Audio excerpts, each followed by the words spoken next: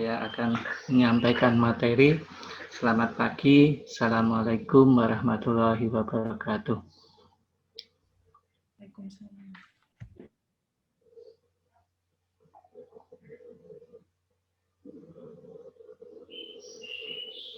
Hari ini kita akan membicarakan tentang distribusi cahaya, kaitannya dengan sudut daun, dan kemudian nanti juga akan kita bicarakan tentang pengaturan populasi tanaman, pengaturan jarak tanam pada bagian yang berikutnya, bagian yang kedua pada pagi hari ini.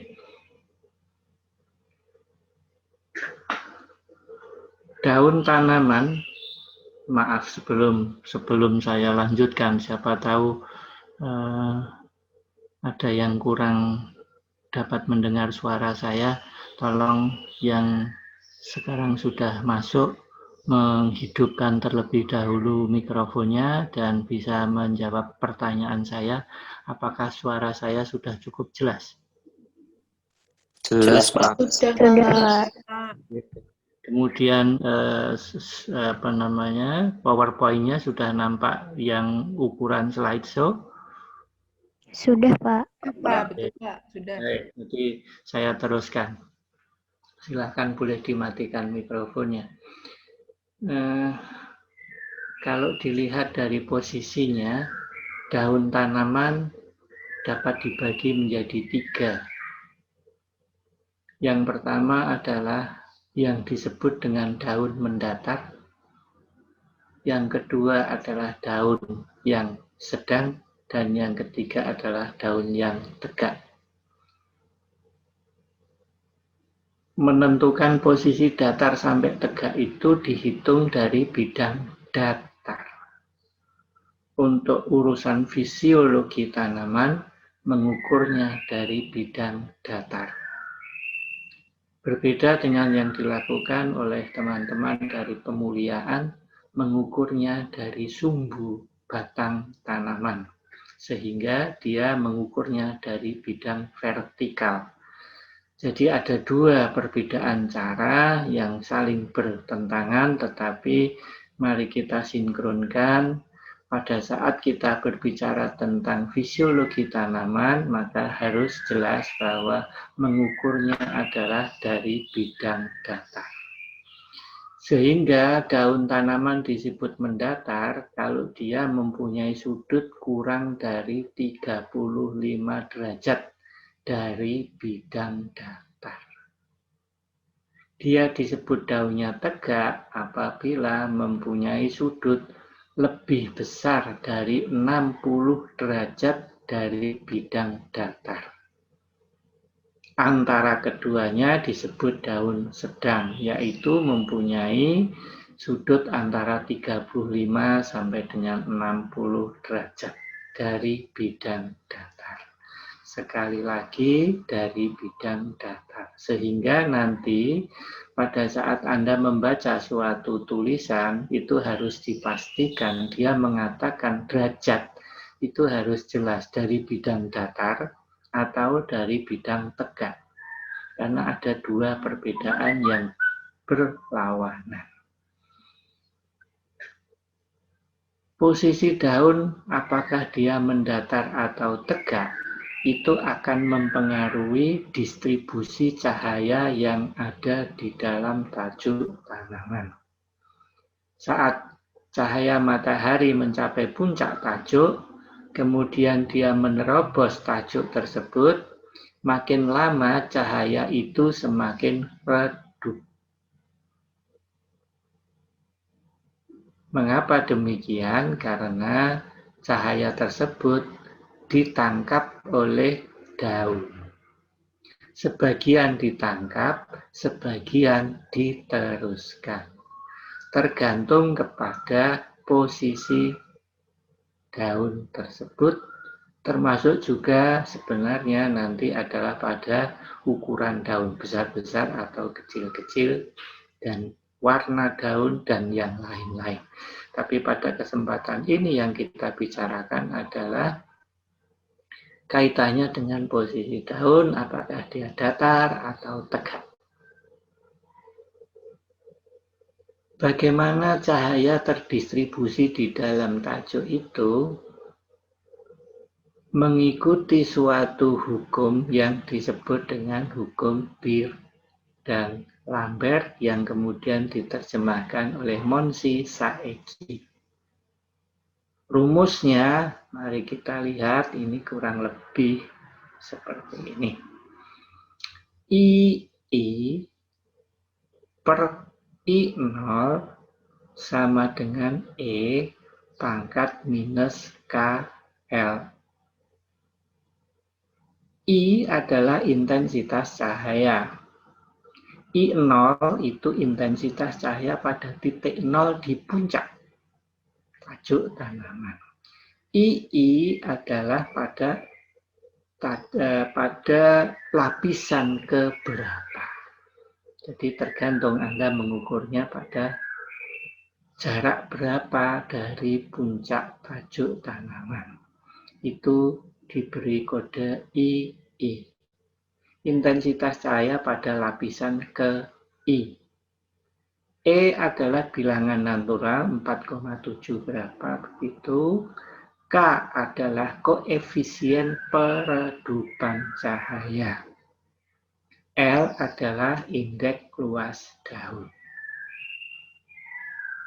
Jadi kalau tanaman itu mempunyai indeks luas daun yang besar, maka nanti akan dimasukkan ke dalam rumus ini dan akan ketemu koefisien peredupan cahayanya akan ketemu pada angka yang mendekati maksimum.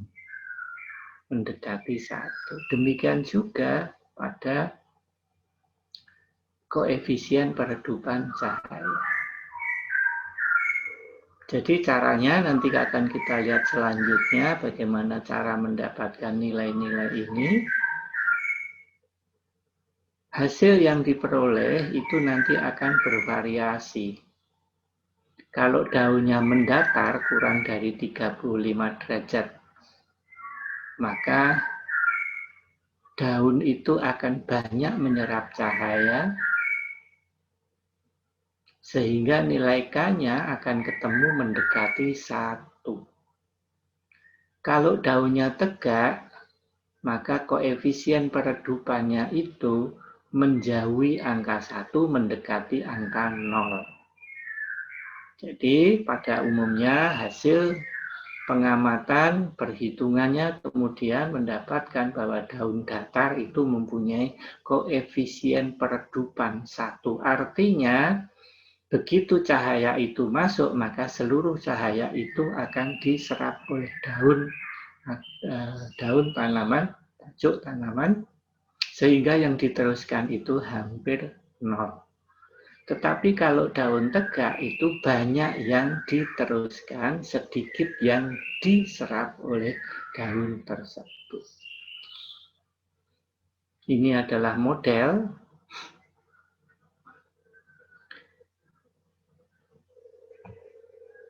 Bagian ini adalah daun.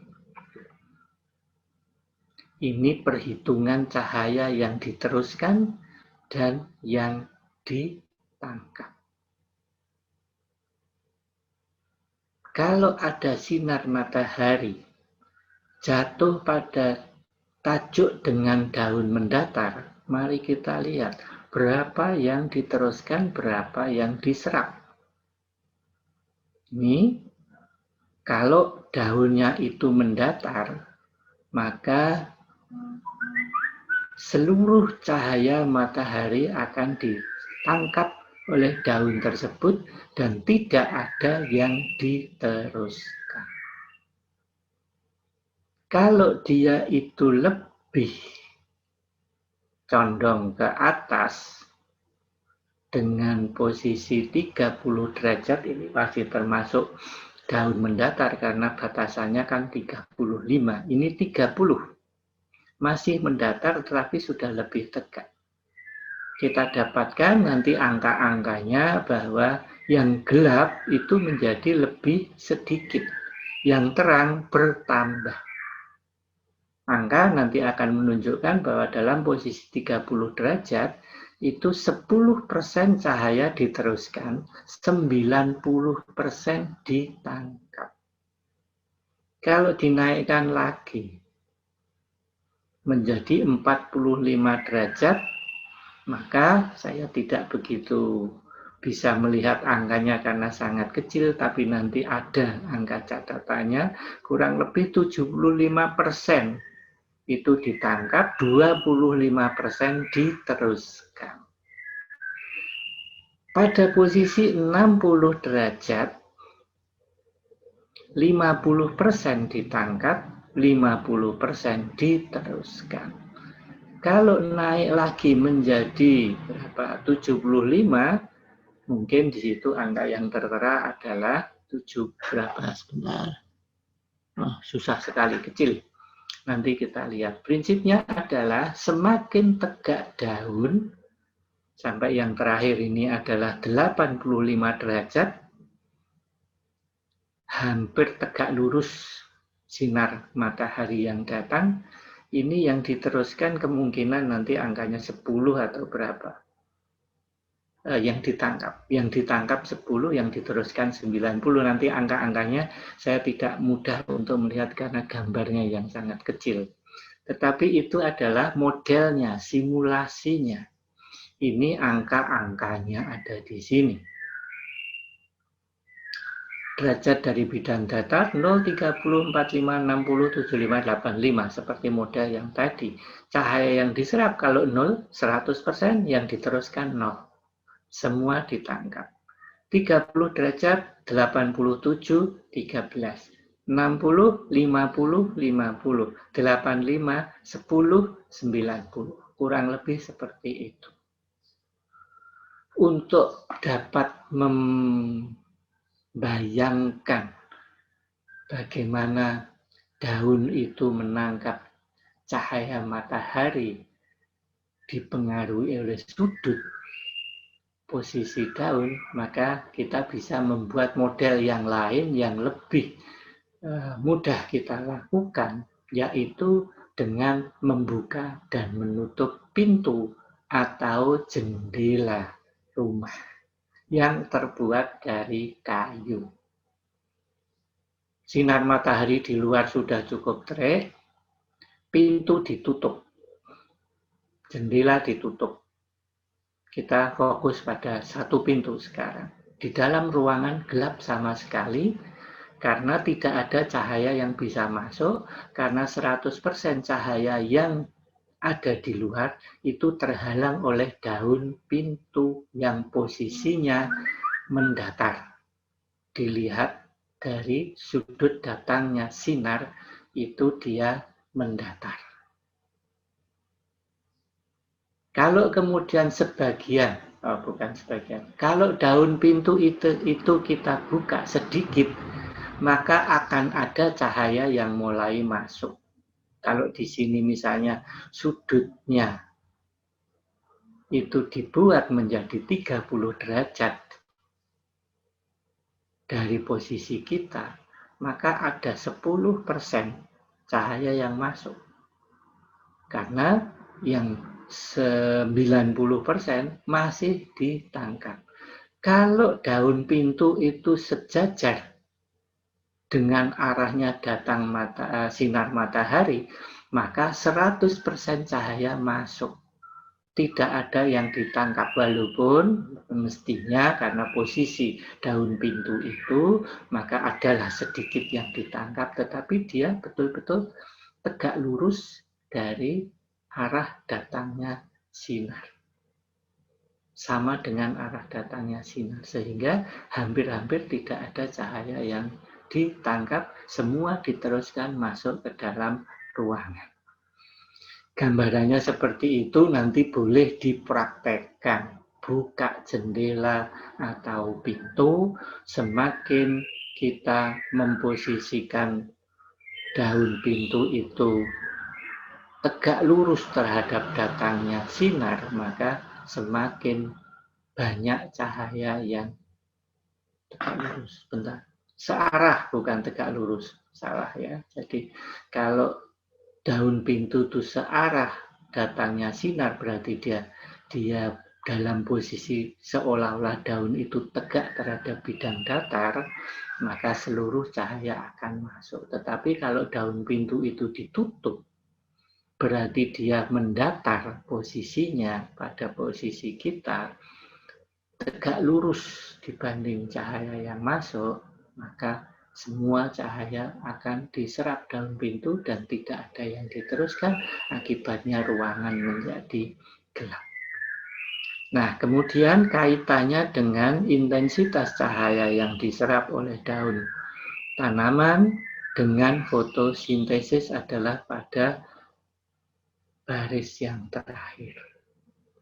Apabila tanaman mendapatkan cahaya matahari penuh 100%, laju fotosintesisnya 33 mg CO2 per desimeter persegi per jam. Kalau dikurangi menjadi 90%, masih tetap 33. Kalau dikurangi lagi menjadi 70%, masih tetap sampai dengan cahaya yang diterima itu 50%, laju fotosintesis belum berubah. Artinya tanaman ini, tanaman C3 yang dijadikan model, dengan intensitas cahaya 50%, laju fotosintesisnya sama dengan 100%. Ini tanaman C3. Tidak memerlukan cahaya matahari penuh. Cukup 50%, per helainya itu mendapat 50%. Tapi kalau diturunkan lagi menjadi 10%, fotosintesisnya menjadi rendah. Pada 25% pun sudah mulai menurun. Apalagi kalau hanya menerima 10%. Laju fotosintesisnya kurang dari separuh kemampuan maksimal daun tersebut. Jadi, tanaman C3 ini mampu melakukan fotosintesis per helai daunnya. Kita belum berbicara tentang tajuk tanaman, masih per helai. Per helai tanaman ini, dia mampu melakukan fotosintesis penuh dengan cahaya 50%. Kemudian kita gabungkan hasil pengamatan tersebut dengan sudut datar 0 derajat. Fotosintesis daunnya tadi kan 33. ILD kritis, kita sudah berbicara di depan, ILD kritis adalah indeks luas daun kritis yang mampu menangkap hampir seluruh cahaya yang datang. Batasannya 95%. Jadi kalau daunnya mendatar, cahaya 95% dapat ditangkap dengan ILD 1. Karena daunnya datar, seluruh cahaya ditangkap, 1 meter persegi lahan cukup ditutupi 1 meter persegi daun. Kalau daunnya 0 derajat dari bidang datar. Kalau sudut daunnya 60 derajat, tadi dikatakan dia menangkap 50% cahaya, laju fotosintesisnya belum turun secara nyata, masih 31 dibanding 33. Karena dia menangkap cahaya matahari 50%, agar supaya bisa menangkap seluruh atau 100% cahaya, butuh ILD 2. Setiap meter persegi harus ditutup dengan 2 meter persegi daun agar supaya bisa menangkap 100% cahaya matahari yang sampai. Akibatnya kalau kemudian kita menghadapi tanaman yang ada di lapangan, kalau daunnya mendatar, laju fotosintesis daunnya 33, ILD-nya 1, maka fotosintesis persatuan luas lahannya 33. Kalau sudutnya 60 derajat, ini sedang, fotosintesisnya masih cukup 31, ILD kritisnya harus 2, sehingga di lahan tersebut mempunyai laju fotosintesis persatuan luas lahan 62. Kalau daunnya tegak 85 derajat, laju fotosintesisnya rendah. Perhelaian daun rendah, hanya 12 mg. Tetapi untuk menangkap, karena 85 sudut 85 itu menangkap 10% cahaya, agar bisa menjadi 100, dibutuhkan daun 10 kali luas lahannya. ILD kritisnya 10, sehingga apabila dikalikan masing-masing daun itu 12 mg, ILD-nya ada 10, maka justru pada daun yang tegak ini bila disertai dengan daun yang banyak mempunyai laju fotosintesis persatuan luas lahan yang sangat besar, 4 kali lipat dibanding yang daun mendatar. Atas dasar itu kemudian dicoba untuk melihat pada tanaman jagung. Jagung ini mempunyai sudut daun yang tegak di bagian pangkal, datar di bagian ujung. Maka dilakukanlah manipulasi mekanik. Daun ini dibuat supaya dia lurus, sehingga mempunyai daun yang tegak. Pangkal daunnya tegak, di atas 65 derajat dari bidang datar, tapi ujungnya ini mendatar. Agar supaya dia dapat meneruskan cahaya matahari ke bawah, maka daun dibuat tegak. Ini hasil penelitiannya, manipulasi mekanik. Jadi daun dibuat tegak itu manipulasi mekaniknya bisa kemudian ujung daunnya itu diberi tali, ditarik sehingga dia jadi lurus. Atau tulang daunnya yang tidak kuat di bagian tengah itu disangga dengan besi misalnya. Atau alat apa supaya dia tidak mendatar seperti yang di sini. Ini kan mendatar. Ini dibuat tegak lurus ke sana. Dengan mekanik, bukan fisiologis, bukan pemuliaan. Jadi masih mekanik. Nah, dari percobaan itu, apabila daunnya semua dibuat tegak, artinya semua daunnya mempunyai sudut di atas 60 derajat dari bidang datar, hasil tanamannya meningkat, tetapi belum nyata. Dari 10 ton menjadi 11 ton dengan kode CCD. Nah, kalau ini CD, berarti dia masih mempunyai huruf C yang sama dengan kontrol. Sehingga dia belum meningkat secara nyata. Apabila daun hanya yang di atas tongkol saja yang dibuat tegak, dia hasilnya meningkat secara nyata. Mengapa bisa begitu? Kalau semua daun dibuat tegak, maka masing-masing daun menerima cahaya matahari yang sedikit. Banyak yang diloloskan.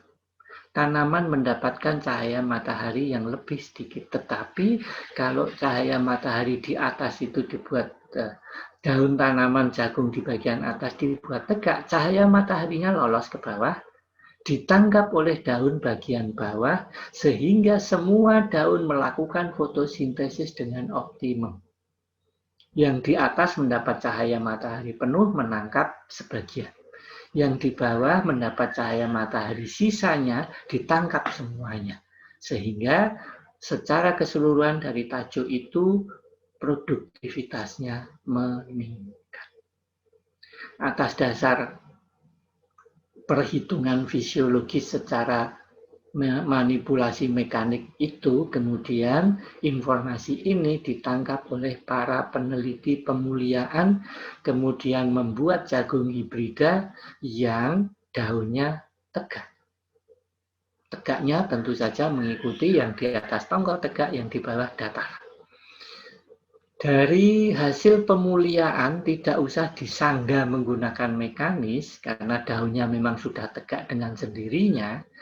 Mungkin saya tidak tahu apa yang terjadi, kenapa daunnya bisa menjadi tegak secara mekanis. Ada kemungkinan apakah mempunyai tulang yang lebih besar, yang lebih kuat, itu sehingga dia menjadi tegak, tidak mendatar pada bagian ujungnya.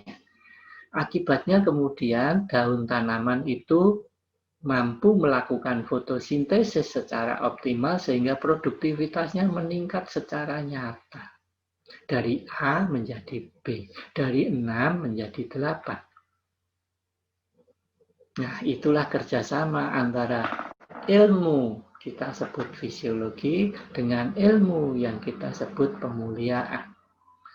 Kalau pemuliaan itu tidak menggunakan fisiologi sebagai dasar cara berpikirnya, maka mereka hanya akan melakukan secara acak. Yang penting adalah dibuat variasi yang besar, kemudian dipilih. Tetapi dengan menggunakan fisiologi sebagai dasar pemuliaan, maka sudah ada arah, buat daun yang tegak. Jadi seleksinya dilakukan, setelah dilakukan peningkatan variabilitas dengan cara apapun, apakah persilangan, apakah rekayasa genetik, atau kemudian ada cara yang lain dengan misalnya menggunakan sinar radioaktif, itu kemudian memilihnya sudah terarah. Cari yang daunnya tegak. Maka dia kemudian akan mendapatkan peningkatan hasil yang nyata. Ini penelitian pada sudut daun. Kemudian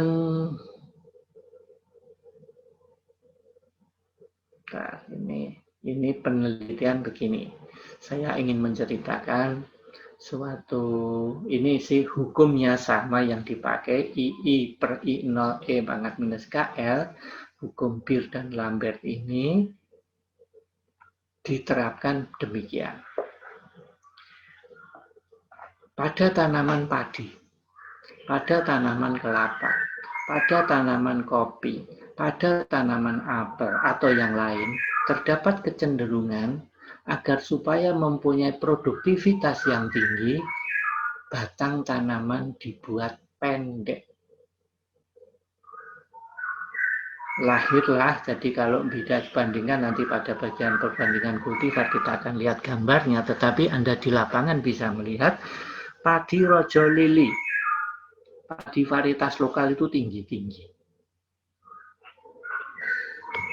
Sedangkan IR, kelompok IR dimulai dari IR5, PB5, IR5 sama dengan PB5 ya, kemudian sekarang IR64 yang masih terkenal, itu mempunyai batang yang pendek. Mengapa batang yang pendek itu dijadikan sebagai pedoman arah pemuliaan? Karena kalau batangnya pendek, maka fotosintat yang dihasilkan oleh tanaman itu dialokasikan masuk ke dalam gabah. Sedangkan varietas lokal, rojo lili yang tinggi itu, sebagian harus dipakai untuk membentuk batang dan daun yang tinggi. Sebagian yang lain sisanya dipakai untuk membuat gabah. Jadi dengan menggunakan batang yang pendek, produktivitasnya meningkat karena alokasi fotosintat masuk ke dalam hasil ekonomis berupa gabah itu meningkat. Sehingga lahirlah varietas-varietas yang batangnya pendek. Padi. Kemudian kalau kopi ada kopi Kartika. Kartika itu kopi katai, mungkin itu singkatan juga. kartika, kopi kate. Kate itu pendek batangnya. Jadi kopi kartika batangnya pendek. Kemudian kalau kita lihat kelapa misalnya, kelapa dalam yang tingginya 20-30 meter itu produktivitasnya dipakai untuk fotosintesnya dipakai untuk membentuk batang. Tetapi kalau itu dialihkan, batangnya pendek saja. Maka fotosintes dialihkan masuk ke dalam buah kelapa. Lalu lahirlah kelapa hibrida yang batangnya pendek. Bahkan kalau Anda mengikuti perkembangan pohon kelapa, kelapa dalam yang tingginya 30-50 meter itu di sana. Ya, di desa-desa banyak. Bagian besar kelapa dalam. Kemudian lahirlah perkebunan kelapa hibrida, bahkan kelapa yang sekarang itu menyentuh daunnya malah sampai menyentuh tanah, saking pendeknya. Tetapi yang terjadi pada jagung itu berbeda. Pada tanaman jagung kalau kita perhatikan, jagung lokal itu ada yang pendek-pendek. Tetapi hibrida hampir bisa dipastikan semua tinggi besar. Dengan cara berpikir analogi dengan padi, dengan kopi, bagaimana kalau itu dibuat pendek? Maka lahirlah penelitian ini. Jadi, saya sampaikan cara berpikirnya, kemudian eksekusinya begini. Karena kami orang fisiologi, bukan orang pemuliaan, maka yang dilakukan seperti tadi adalah mekanik.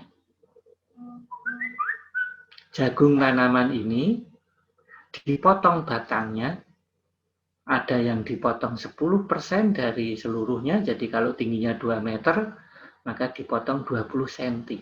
Batangnya 20 cm dipotong.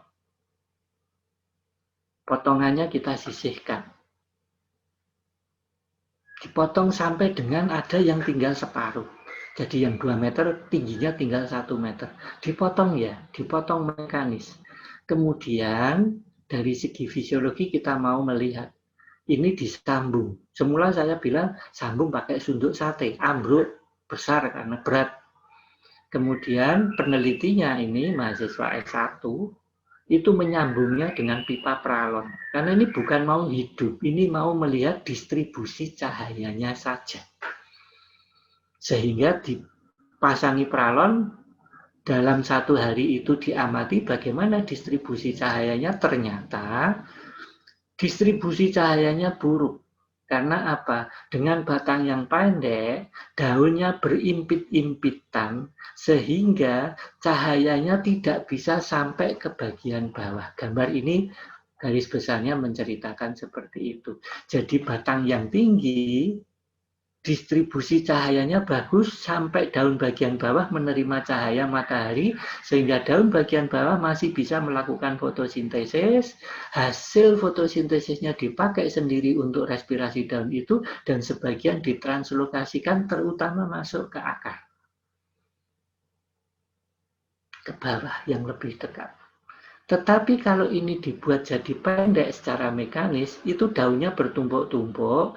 Daun itu karena bertumpuk-tumpuk menyerap cahaya matahari walaupun sudutnya tidak berubah, tapi karena berdekatan tidak ada ruang yang dapat dipakai untuk lewat cahaya, sehingga daun bagian bawah enggak kebagian cahaya, sehingga dia diperhitungkan menjadi parasit. Karena kita sudah tahu berapa intensitas cahaya minimum agar dia bisa menjalankan fotosintesis pada titik kompensasinya, atau bisa melakukan fotosintesis sama dengan respirasinya, itu butuh, ingat saya, 7% intensitas cahaya matahari penuh. Nah, ini sudah kurang dari itu, sehingga dengan dibuat jadi pendek, itu membuat distribusi cahayanya buruk. Fotosintesisnya secara tajuk menurun. Belum lagi kemudian tadi kan ada potongan batang yang sampai setengah dari tinggi tanaman sampai 1 meter. Ini kemudian dicoba dikeringkan, diamati. Kalau ini batang ini dikeringkan, bobotnya berapa? Itu adalah fotosintat yang mau dihemat. Kemudian diperhitungkan dari kebiasaan jagung itu mendistribusikan berapa persen ke daun, ke batang, ke akar, ke tongkol, kelobot, janggel, biji.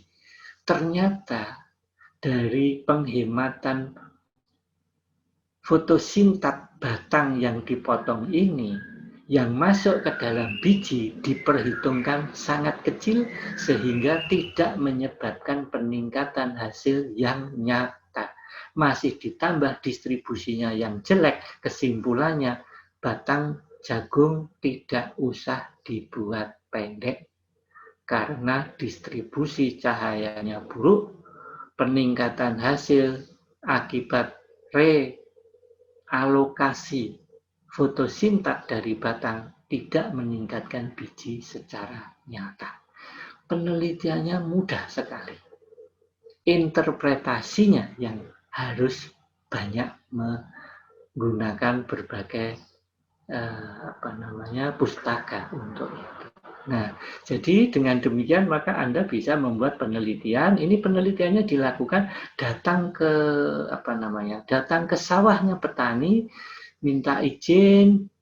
Kalau misalnya supaya tidak merugikan maka beli sekian meter persegi, dipotong-potong, disambung-sambung, diukur cahayanya. Jadi waktu penelitiannya sangat pendek. Tidak usah menanam. Apakah boleh orang agronomi nggak menanam? Boleh. Jadi nanti kalau buat penelitian tidak harus menanam. Apalagi tanaman tahunan. Nah, ini pengukuran distribusi cahaya yang dilakukan. Dibuat imajinasi seolah-olah ini ada garis-garisnya.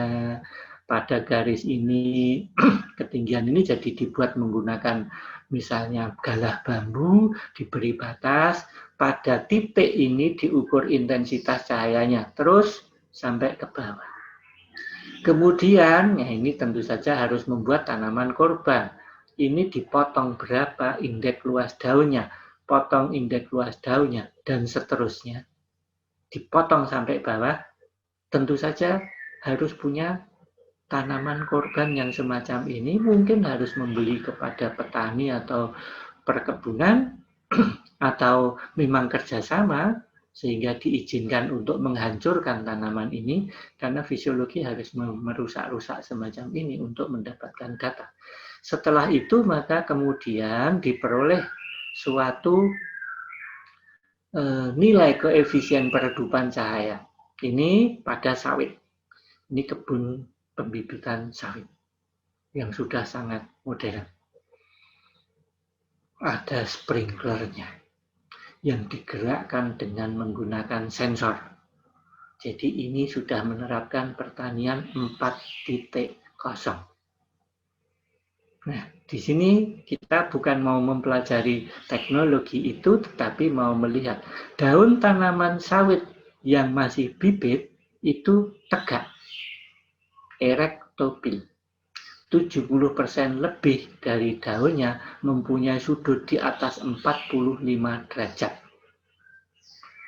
Setelah dihitung, maka koefisien peredupan atau peredaman cahaya K itu sama dengan 0,3. Menjauhi angka 1 mendekati angka 0. 0,3 karena dia apa? Erektopil, tegak.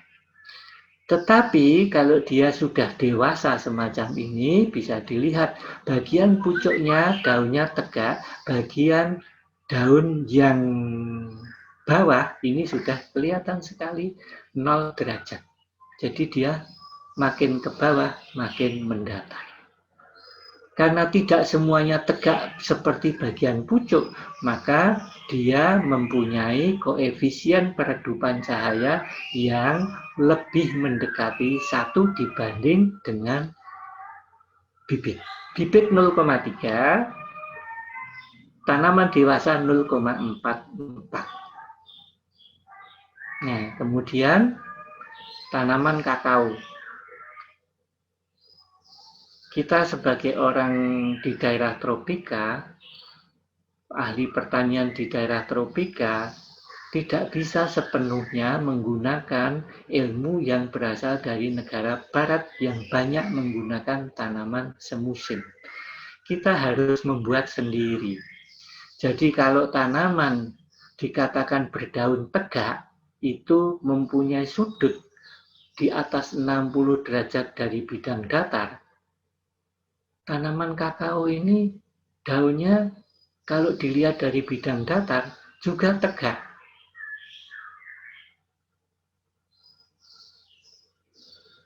Tetapi ada juga yang mendatar. Kita perhatikan, ada yang mendatar, ada yang tegak. Walaupun tegaknya berbeda dengan tanaman semusim.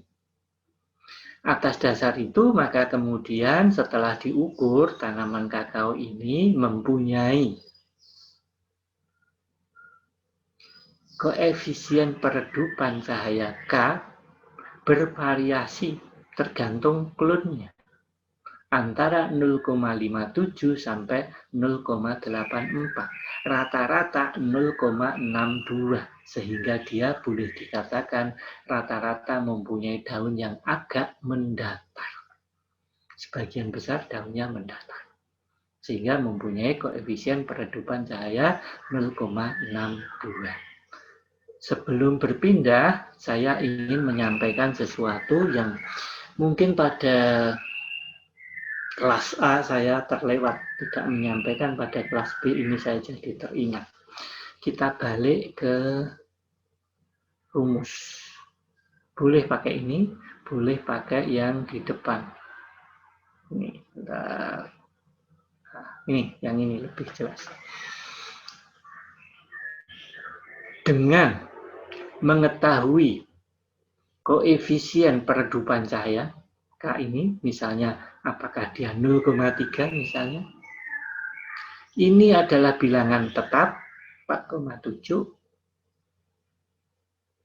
Dengan menghitung intensitas cahaya di atas I0 dan intensitas cahaya di dalam tajuk atau di bawah tajuk bisa dihitung berapa L. Tanpa harus melakukan perompesan daun. Daun tanaman kakao, ya kita balik ke kakao tadi. Kakao ini punya nilai K 0,62. Misalnya, ukur intensitas cahaya di mana tadi? Di sini, ukur intensitas cahaya pada lapisan-lapisan ini. Ini kalau misalnya tingginya ini 5 meter, boleh dibagi jadi 5. Meter 0, meter 1, 2, 3, 4, 5 misalnya. Di 5 posisi, intensitas cahayanya bagaimana? Nanti bisa dihitung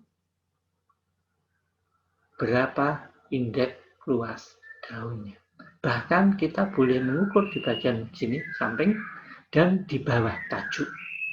Sudah bisa mendapatkan intensitas cahaya I0 adalah intensitas cahaya di luar sama dengan di pucuk. Intensitas cahaya II adalah di bawah tajuk. Diukur saja di bawahnya menggunakan light meter.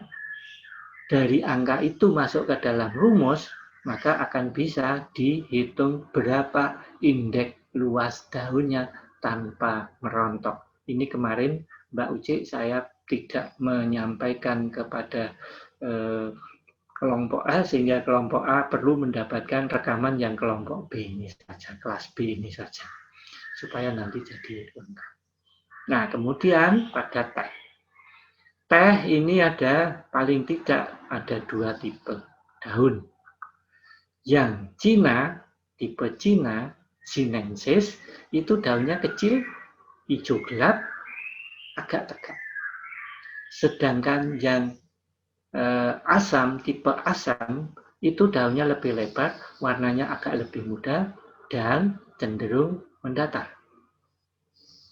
Nah, sehingga nanti itu dikaitkan dengan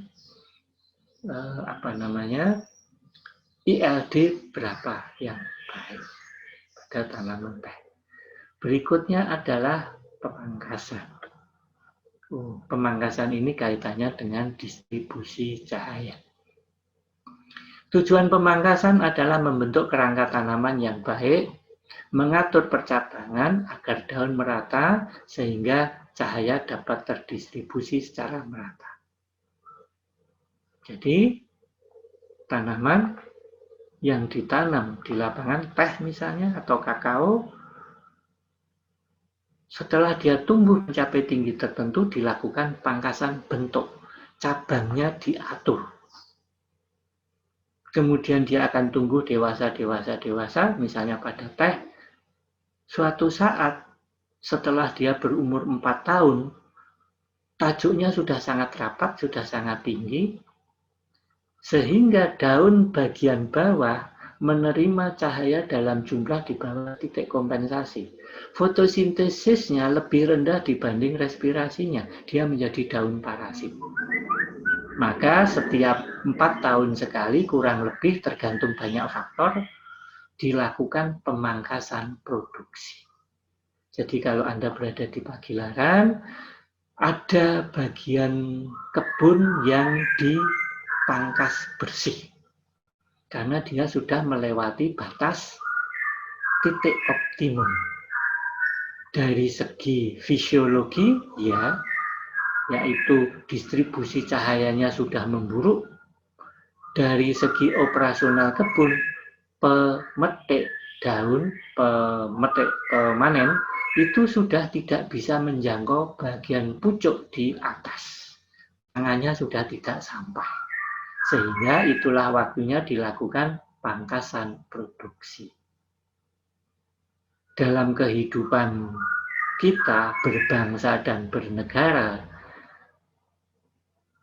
kalau masyarakat tumbuh, terdapat suatu saat kemungkinan lapisan elit di atas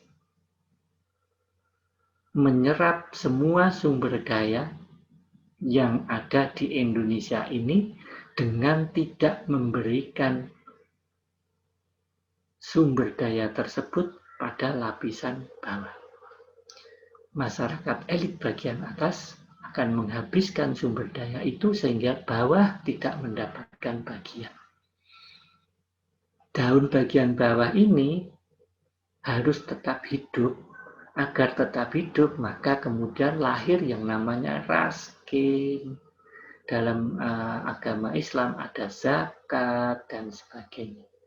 Kalau bagian atasnya itu sudah keterlaluan menghabiskan sumber dayanya, maka dilakukan pangkasan bersih. Siapa yang melakukan pangkasan pada elit-elit yang serakah?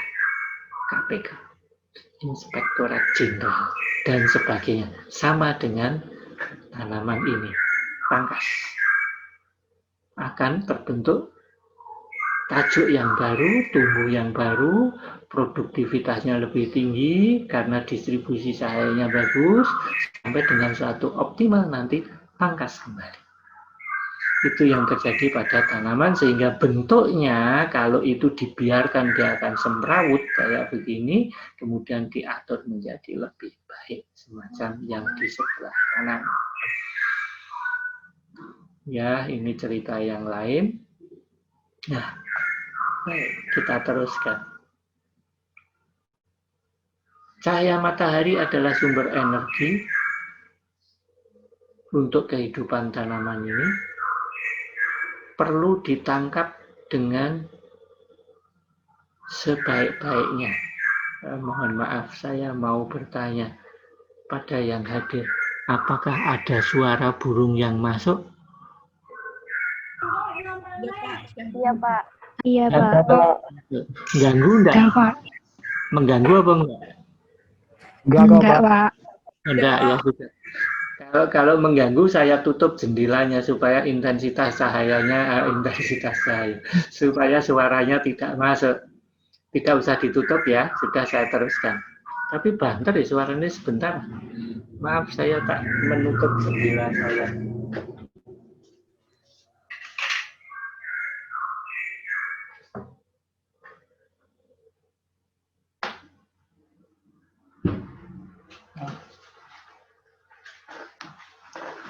suara burungnya bagus, tetapi kalau mengganggu ya saya tutup. Dah. Sekarang supaya energi matahari itu dapat maksimal dimanfaatkan oleh tajuk tanaman, maka komponen analisis pertumbuhan yang penting kita tambahi satu. Kalau semula kita berbicara tentang indeks luas daun, ada indeks luas daun kritik yang menangkap 95% cahaya matahari lebih. Indeks luas daun optimal yang menyebabkan laju pertumbuhan tanaman itu maksimal. Ada satu lagi yang penting, yaitu yang disebut dengan durasi luas daun, DLD. Sama dengan ILD dikalikan waktu. Mari kita bayangkan begini. Ada suatu tanaman yang mempunyai ILD optimal, ILD kritik. Tetapi dia mencapainya lambat. Lama gitu. Kemudian setelah dicapai ILD optimum, daunnya gugur, cepat gugur. Berubah lagi. ILD optimalnya tercapai, tetapi DLD-nya itu rendah.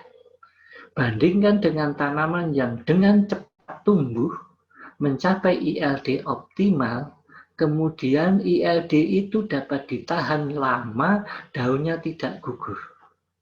Maka dia dapat menangkap cahaya matahari menjadi lebih lama.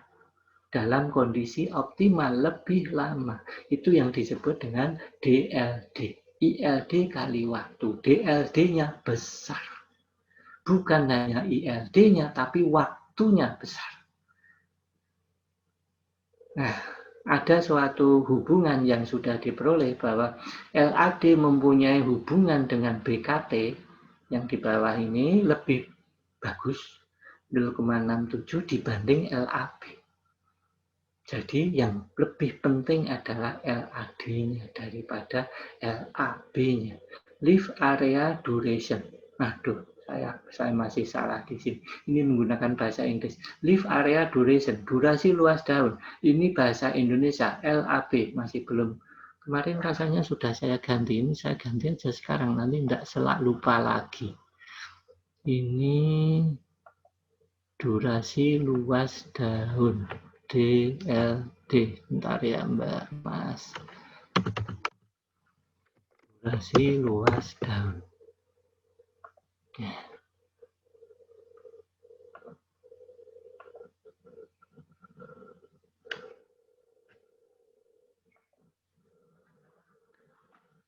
Durasi luas daun mempunyai hubungan dengan bobot kering tanaman lebih bagus daripada LAB-nya, R-nya lebih tinggi. Ini gambaran datanya, hubungan antara DLD dengan LAB dengan BKT. Bisa dilihat bahwa yang punya korelasi kalau dihitung pada semua jenis tanaman itu DLD lebih punya hubungan yang erat. Nah, untuk dapat meningkatkan DLD, maka kita perlu mempercepat tanaman mencapai ILD kritik, misalnya dengan memberikan pemupukan yang optimal. Dengan pupuk yang optimal, itu tumbuh lebih cepat mencapai ILD optimal, lebih cepat, dan juga dapat menahan laju keguguran daun. Nah, nanti bisa dibuat penelitiannya biasa pemupukan daun, tetapi bisa dipakai untuk membuktikan apakah yang lebih penting itu ILD atau DLD atau LAB dengan bobot kering totalnya. Dapat juga dibuat penelitian agar supaya tanaman itu tidak cepat rusak daunnya menjadi kuning karena kerusakan klorofil dengan menggunakan misalnya zat pengatur tumbuh misalnya sitokinin. Strategi lain untuk memanfaatkan cahaya yang sampai itu dengan baik adalah menanam dengan kerapatan tanaman optimal dengan tanam teratur. Nah, jarak tanam yang optimal, populasi tanaman yang optimal itu tergantung pada satu, ukuran tanaman. Ada tanaman berukuran kecil, padi. Ada tanaman berukuran besar, sawit. Jarak tanamnya beda. Jarak tanam padi 20, 2x20, sawit 9 x 9 meter. Misalnya. Kemudian kemampuan membentuk anakan, nanti ada ceritanya masing-masing, saya baca dulu apa saja ukuran tanaman, 2 kemampuan membentuk anakan, 3 ketahanan terhadap rebah, 4 ketahanan terhadap keguguran bunga dan buah muda. Ukuran tanaman ini antara padi dengan sawit. Jarak tanamnya jelas berbeda. Ini untuk sekalian memberi gambaran kepada Anda sekalian.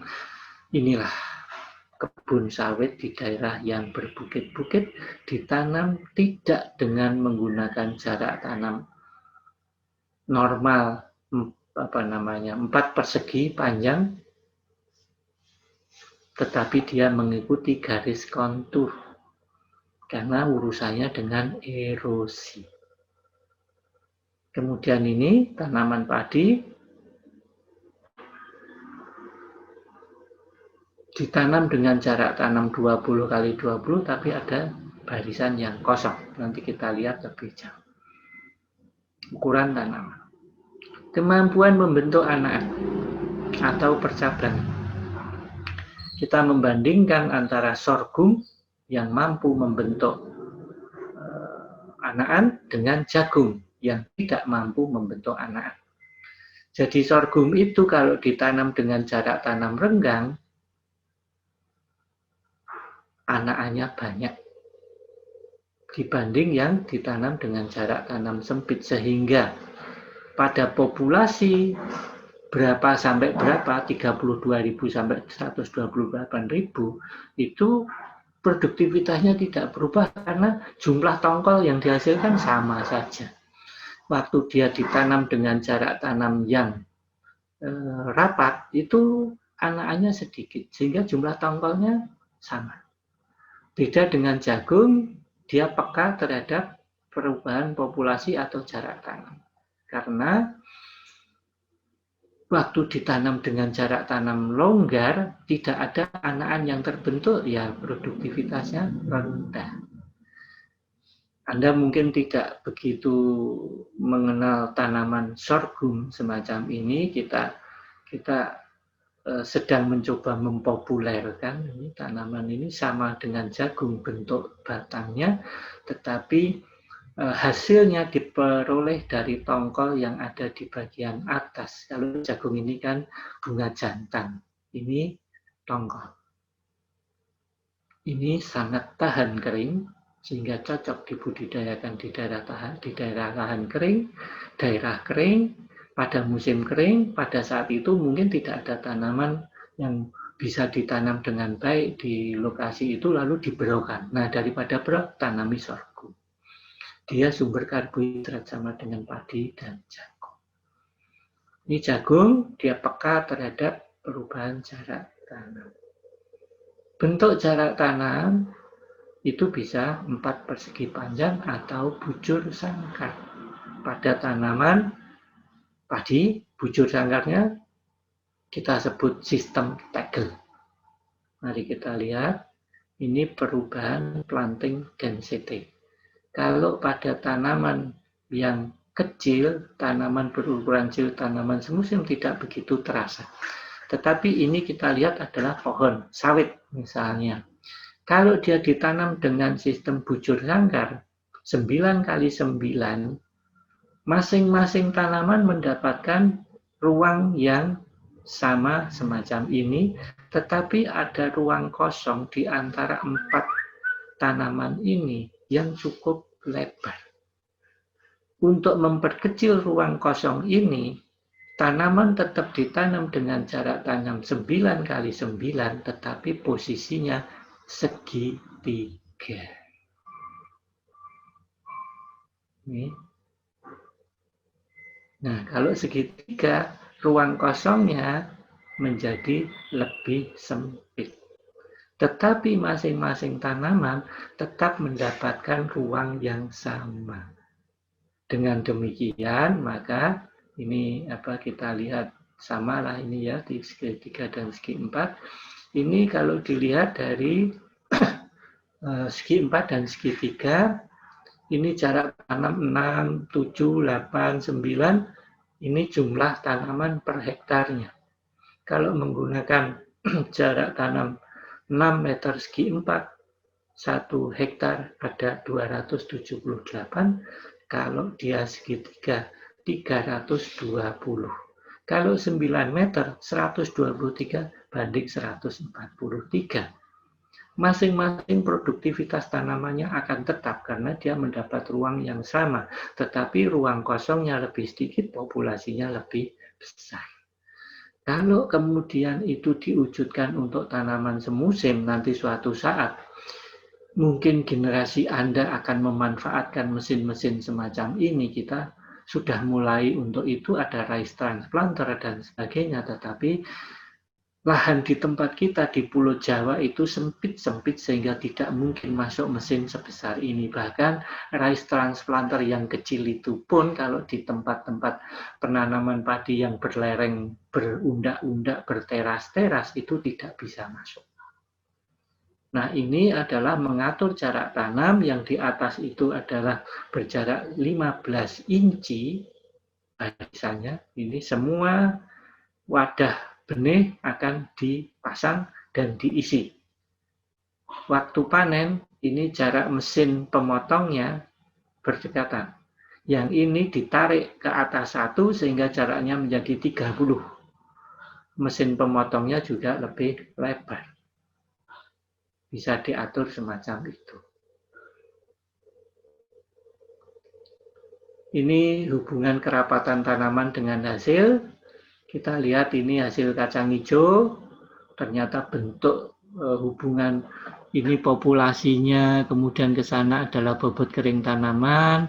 Ini hasil biji, semuanya berbentuk kuadratik. Walaupun teorinya sebenarnya enggak begitu, tetapi ternyata bentuknya kuadratik. Artinya bahwa populasi yang terlalu rendah itu menyebabkan produktivitas ataupun bobot kering yang rendah, dinaikkan sampai mencapai optimum, itu kemudian bisa meningkatkan bobot kering maupun hasil, tetapi kalau terlalu rapat turun lagi. Ini kacang hijau.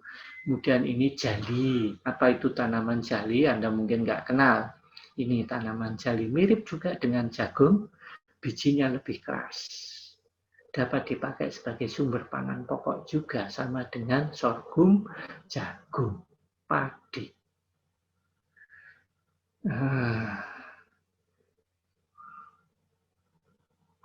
Bentar, apa lagi? Ini hasil kelapa dengan cara yang demikian. Ini hasilnya, dapat Anda lihat sendiri. Nah, kemudian yang terakhir.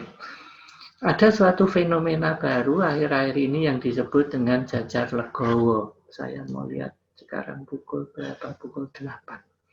Jajar legowo. Ini merupakan rekayasa jarak tanam yang mengaturnya kurang lebih, mari kita lihat, silahkan. Asal-usul katanya itu adalah lego sing dawa. Anda yang mengerti bahasa Jawa, lego itu artinya lega, kosong. Dawa itu panjang. Jadi kalau kita lihat, ini bentuknya ini. Ada ruang yang lego, kosong, dawa, panjang. Mengapa demikian? Karena barisan tanaman ini dibuang.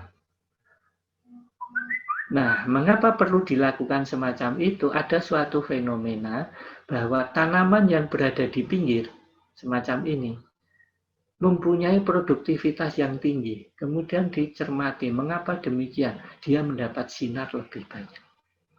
Air lebih banyak. hara lebih banyak, CO2 lebih banyak, ada angin untuk penyerbukan, dan sebagainya. Sehingga kalau tanaman itu dibuat berada di pinggir semua, maka produktivitasnya akan meningkat. Bagaimana cara membuat tanaman berada di pinggir semua? Dibuang satu baris. Kalau dibuang satu baris, populasinya turun. Agar supaya tidak turun, satu baris ini disisipkan masuk ke dalam barisan ini. Semua tetap berada di pinggir. Tetapi populasinya tidak menurun dengan cara, misalnya padi itu ditanam dengan jarak 20 kali 20. Agar supaya populasinya tidak turun, dikosongkan satu, tetapi dimasukkan ke dalam barisan ini sehingga menjadi ini 40, antara dua baris ini tetap 20, di dalam barisan menjadi 10. Masih kurang, agak dirapatkan lagi, supaya tetap ada ruang kosong, ini bukan 40, tapi dibuat 35. Sehingga jarak tanam biasa tegel 20 kali 20, ini menjadi 35 kali 20 kali 10. Populasinya lebih besar. Semua berada di pinggir. Sehingga produktivitasnya meningkat. Nah, petani merasa sayang, wah kok dikosongkan satu. Seolah-olah yang dia pikirkan hilang satu baris. Produktivitasnya akan turun. Dia tidak mendapatkan informasi yang cukup. Sehingga karena dia itu mendapat anjuran dari petugas, dicobalah. Tetapi jangan setiap 2 baris dikosongkan satu. Setiap 4 baris kosongkan satu.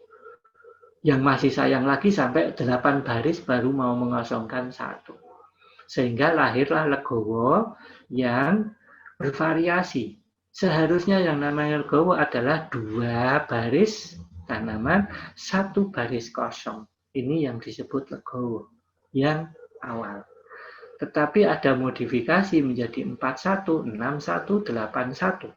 Hasil pengamatan penelitian menunjukkan bahwa yang terbagus adalah 21.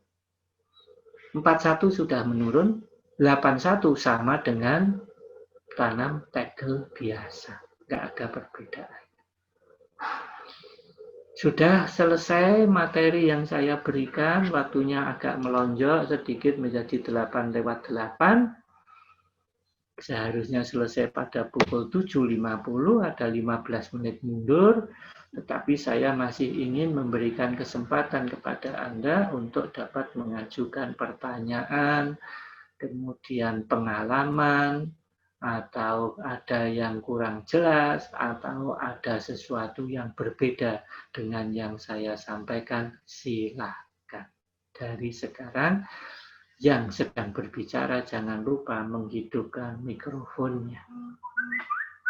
Monggo, saya tunggu.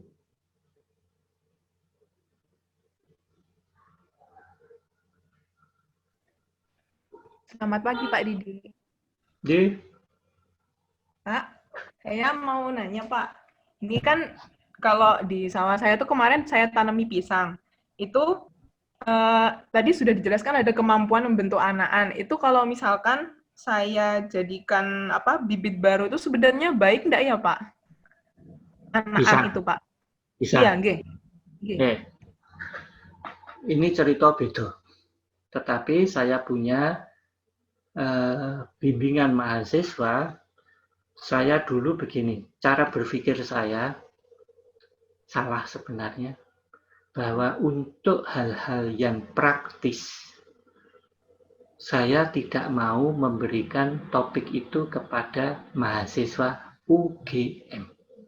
Tetapi saya berikan pada universitas yang lain. Yang saya pikir, yang di UGM yang sulit-sulit sajalah. Karena orangnya pinter-pinter, pandangan saya begitu. Tapi akibatnya hal-hal yang praktis, yang penting itu, saya mendapatkan pengalaman dari universitas yang lain. Dulu saya mengajar di beberapa universitas karena belum banyak dosen yang memenuhi syarat dan tenaga saya masih cukup kuat untuk bantu di mana-mana. Ceritanya begitu. Nah,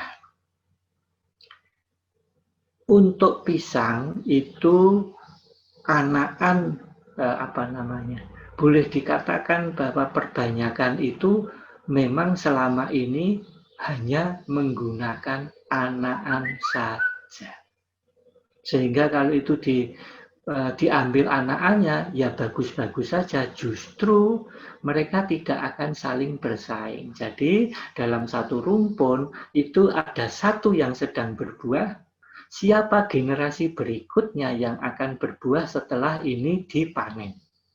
Tetapi ini jangan kemeruyuk bahasa Jawanya, nanti dia akan memberikan berproduksi itu pada waktu yang berbeda-beda. Karena kalau ini dalam satu rumpun yang membuat yang sedang berbuah itu lebih dari satu, nanti dia akan bersaing untuk mendapatkan itu. Jadi jarak tanamnya menjadi terlalu sempit kalau itu dibiarkan anakan tidak diambil. Jadi anakannya harus diambil, bisa dibaca sebenarnya berapa jumlah anakan, bagaimana mengaturnya agar supaya dia regenerasinya itu ada, jaraknya tidak terlalu dekat agar supaya tidak terjadi persaingan. Nah, ini suatu penelitian tersendiri bisa dilakukan semacam itu. Yang kemudian saya lakukan itu adalah pada saat, bukan saya, mahasiswa. Pada saat mahasiswa ini memanen buah pisang, batangnya ditebang, penelitian mahasiswa yang lain itu tebangannya ini dikomposkan untuk menjadi kompos. Bonggolnya masih ada di dalam. Bonggol tahu ya? Bonggol ini kita akan melihat sebagai apa? Melihat sebagai sumber karbohidrat, jadilah ceriping bonggol pisang. Katanya enak. Nggak tahu mungkin rada cepat-cepat atau bagaimana ada prosesnya. Tetapi saya melihatnya, sepanjang ini ada matanya, maka dia adalah sumber anakan baru.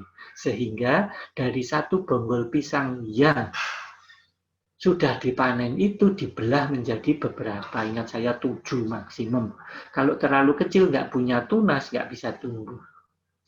Nah, ini kemudian bonggol ini dibelah-belah, kemudian dijadikan sebagai bibit baru.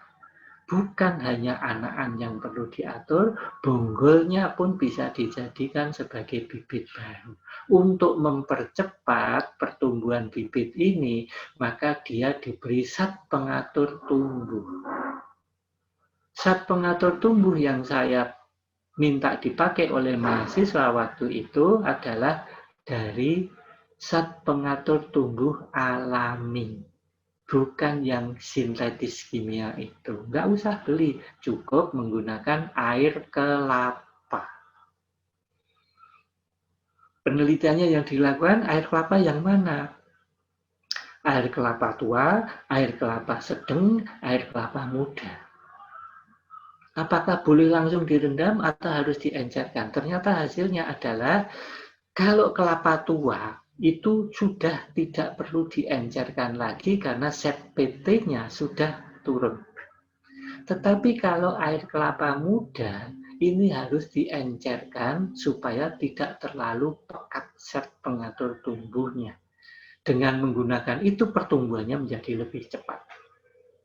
Jadi satu, anakan harus dikurangi agar supaya pertumbuhan buahnya jadi optimal. Yang kedua, bonggolnya boleh dibelah-belah untuk dibuat sebagai bibit baru. Bibit baru boleh dijual, apalagi kalau pisangnya itu pisang yang mahal. Misalnya pisang mahal, pisang raja atau apa gitu, itu bisa jadi Anda menjadi pengusaha bibit pisang. Begitu Mbak siapa tadi yang bertanya? Amelia, Pak. Mbak Amel. Oke, begitu sudah menjawab? Ya, terima kasih, Pak. memang sekarang tuh saya juga bapak saya tuh lagi suka beli bibit-bibit pisang gitu, Pak. Saya kan jadi bingung, Nah, ada anakan gitu. jangan, nggak usah beli Pak. Ini tak buatkan. Aku kan sekolah di pertanian, sudah semester 5 ya gitu loh.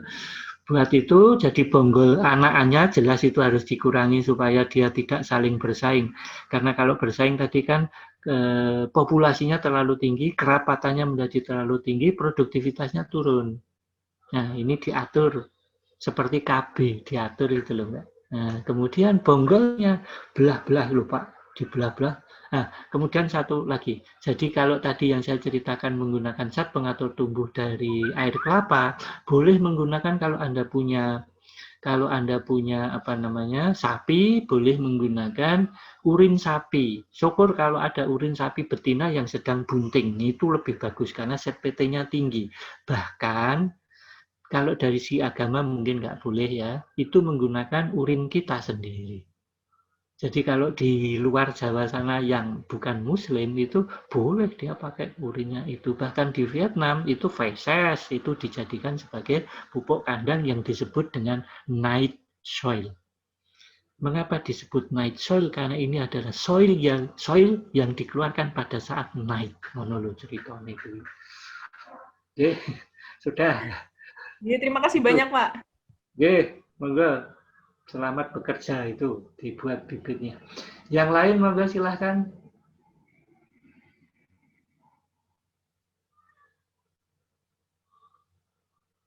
Belum ada yang muncul, sekarang Mbak Amel. Mbak Amel, tolong disebut siapa yang generasi penerus untuk mendiskusikan materi yang sudah saya berikan. Ditunjuk saja. Teman-teman ada yang mau bertanya? Aku Mel.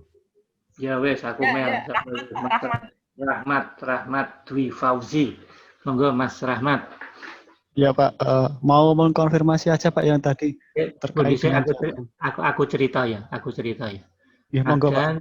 Ada apa namanya? Ada teman saya namanya Pak Mulut. Dia selalu mengatakan kalau kenalan, nama saya Mulut, pakai D, tidak pakai T. Nah, ini rahmatnya pakai T apa pakai D? Tulisannya pakai T. Iya, Pak. Jadi kalau kenalan, salaman, nama saya Rahmat pakai T gitu kan, supaya nggak ditulis D. Karena itu yang Pak Mulut itu kalau ditulis pakai T kan aneh jadinya. Mulut pakai D dia bilang gitu. Oke, monggo Mas Rahmat. Moga-moga kita semua dapat rahmat dari Yang Maha Kuasa. Amin. Ya.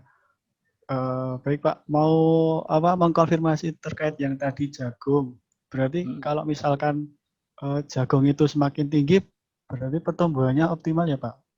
Jadi produksinya nanti maksimal. Suaramu agak terpotong ya Mbak. Jadi kalau saya coba tangkap apa yang Anda maksud pertanyaannya, jagung yang makin tinggi produktivitasnya makin tinggi begitu? Iya Pak, iya benar. Iya, nah itu perlu diteliti karena pasti ada batas optimalnya. Berapa sih tinggi? Karena begini, tanaman yang tinggi itu menggambarkan produktivitas fotosintasnya yang besar. Kalau dia disertai dengan indeks panen yang tinggi, maka produktivitasnya akan tinggi.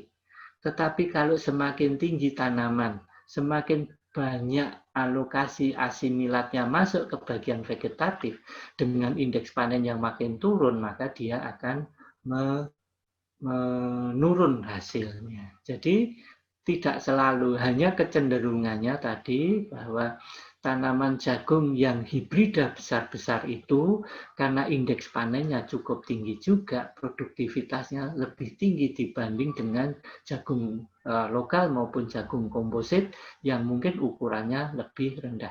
Seingat saya ada juga jagung varietas lokal yang tumbuhnya sangat tinggi sehingga produktivitasnya itu menjadi rendah karena asimilatnya dipakai untuk membentuk daun dan batang. Sorghum juga ada yang cerita begitu bahwa sorghum itu varietas lokal itu ada yang tingginya 2 meter lebih, tetapi ada juga sorghum yang pendek-pendek. Jadi kalau misalnya punya kesempatan untuk melihat katakanlah misalnya Cukup begini Mas, penelitianmu misalnya kamu buat begini. Dari bermacam-macam varietas yang ada, kemudian diukur berapa tingginya, berapa diameter batangnya, berapa bobot kering totalnya, berapa indeks panennya, berapa produktivitas bijinya, bisa dibuat suatu model. Bahwa yang Anda tanyakan itu, apakah betul makin tinggi batangnya, makin tinggi hasilnya? Bisa ya, bisa tidak. Karena itu tadi, kalau makin tinggi, itu kecenderungannya dia menghasilkan bobot kering yang banyak, fotosintat yang banyak. Kalau tidak disertai indeks panen yang besar, dia produktivitasnya rendah. Tidak bisa dijawab dengan pasti semacam itu. Hanya jagung kodok varietas lokal itu pendek, hasilnya rendah karena apa? Produktivitas bahan keringnya itu rendah, indeks panennya juga rendah. Tapi hibrida produktivitas bahan keringnya banyak, indeks panennya juga tinggi. Kalau hibrida batangnya besar, indeks panennya tinggi, produktivitasnya tinggi. Jadi ada faktor indeks panen masuk ke sana. Ngeten Mas Rahmat. Penelitiannya seperti begitu loh. Ke lapangan, ngukuri kayak begitu, tingginya, diameternya, tebang 1-2 untuk diamati bobot keringnya, kemudian diamati produktivitas bijinya, dihitung indeks panennya. Nah, nanti antar varietas itu akan bisa. Nggak usah tanam, bisa seperti itu. Oke, sudah Mas? Iya Pak, matur suwun. Jadi, monggo yang lain. Satu lagi. Kalau tidak ada, ganti Mas Rahmat yang menunjuk generasi berikutnya. Silahkan. Siapa ya? Mau ditunjuk apa? Ditunjuk. Nggak ada yang biasanya begini. Mahasiswa semester 5 itu kalau tidak ditutup enggak bunyi, tapi kalau ditutup bunyinya kan keras sekali. Ya wis saiki tutup entak gitu nanti kan bunyi. Oke, Mbak Karenina. Coba Mas. Karenina, Pak. Karenina. Nah, banter tau suaranya. Ayo Mbak. Oke, selamat pagi Pak Didi. Oke Mbak. Bertanya, untuk distribusi cahaya yang optimal bagi tanaman itu, saya masih bingung ILD dan juga DLD-nya tadi, Pak. Itu gimana ya, Pak? Gini, kalau tanaman mempunyai ILD yang kecil, maka cahaya yang sampai di puncak tajuk itu akan terdistribusi dengan banyak yang diteruskan, karena ILD-nya yang nangkep ini, mesin yang nangkap kayak parabola itu yang menangkap itu sedikit, ILD-nya kecil sehingga cahaya banyak diteruskan. Itu ILD kecil. Yang kita bicarakan tadi gabungan antara ILD dengan sudutnya. Jadi ILD-nya itu kecil, sudutnya tegak, habislah semua cahaya itu nerobos masuk ke bawah, gulma yang akan dominan. Tetapi kalau ILD-nya itu besar sekali, daunnya harus tegak. Karena kalau daunnya mendatar, daun bagian bawah nggak kebagian. Tidak kebagian cahaya, sehingga dia parasit jadinya. Jadi tanaman yang ideal tipenya adalah yang mempunyai ILD besar, daunnya tegak. Karena tadi hitung-hitungannya sudah kita lihat. Nah, kalau DLD itu beda lagi, dia hubungannya dengan waktu. ILD besar, daunnya tegak, ditambah dengan DLD-nya yang besar, artinya dia begitu ditanam terus gitu rapat, terus hijau terus, menjelang panen baru mulai berguguran daunnya. Nah itu dia tanda bahwa satu, ILD-nya besar karena rapat. Yang kedua, daunnya tegak sehingga cahaya diteruskan ke daun bagian bawah. DLD-nya besar, hijaunya lama sekali, rapatnya lama sekali. Nah, itu yang ideal adalah ILD-nya optimum, DLD-nya optimum, sudut daunnya optimum. Jadi semuanya harus optimum. Jadi besar itu bukan besar sekali, besar yang optimum. Karena kalau kecil, ILD-nya kecil, daunnya tidak menangkap cahaya. Kalau daunnya itu sudah sedikit, tegak, kemudian cepat gugur dan sebagainya, itu membuat produktivitas menjadi rendah. Begitu Mbak Karenina? Nggih, Pak. Sudah. Terima kasih, Pak.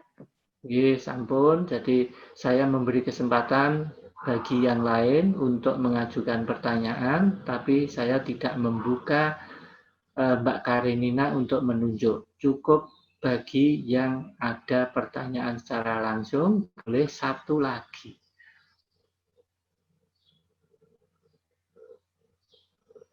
Satu, dua, tiga, selesai. Jadi sudah cukup pertemuan kita untuk pagi hari ini. Terima kasih kepada semua yang sudah hadir pada kuliah kita hari ini.